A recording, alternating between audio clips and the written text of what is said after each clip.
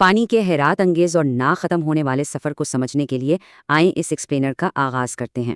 کیا کبھی خیال آیا ہے کہ ایک عام گلاس میں موجود پانی اصل میں کتنا پرانا ہو سکتا ہے؟ یقین مانیے، کچھ پانی تو ڈائناسورز یا قدیم مصری فرعونوں کے دور کا بھی ہو سکتا ہے۔ اصل میں زمین پر پانی کی مقدار محدود ہے، اس لیے یہ مسلسل ری سائیکل ہوتا رہتا ہے۔ سائنس کی زبان میں اس مسلسل گھومتے دور کو واٹر سائیکل یا آبی چکر کہتے ہیں۔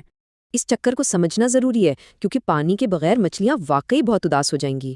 سوچئے، پانی کے بنا سمندر خشک صحرا بن جائے گا، اور انسانی جسم بھی زیادہ تر پانی ہی تو ہے۔ یہ شاندار آبی چکر بالکل لاجیکل اور آسان 4 مختلف مرحلوں میں بانٹا جا سکتا ہے۔ سب سے پہلے ایواپریشن ہوتی ہے۔ سورج کی گرمی پانی کو بخارات بنا کر ہوا میں اٹھاتی ہے۔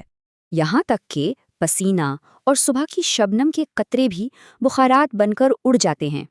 پھر کانڈنسیشن کا عمل آتا ہے۔ اوپر ٹھنڈک ملنے پر یہ بخارات خوبصورت بادل بن جاتے ہیں۔ جب بادل وزن نہیں سنبھال پاتے تو پریسپیٹیشن کے ذریعے پانی واپس زمین کی طرف لوٹتا ہے۔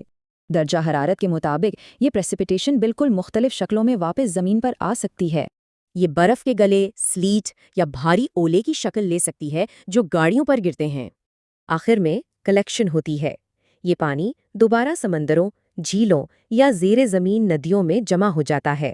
جیسے ہی اگلے دن سورج نکلے گا، یہ پورا چکر بغیر کسی رکاوٹ کے پھر شروع ہو جائے گا۔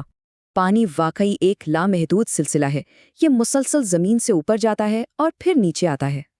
تو سوچئے، آج گرنے والی بارش کل اپنے اس عظیم سفر میں آخر کہاں جا کر رکے گی؟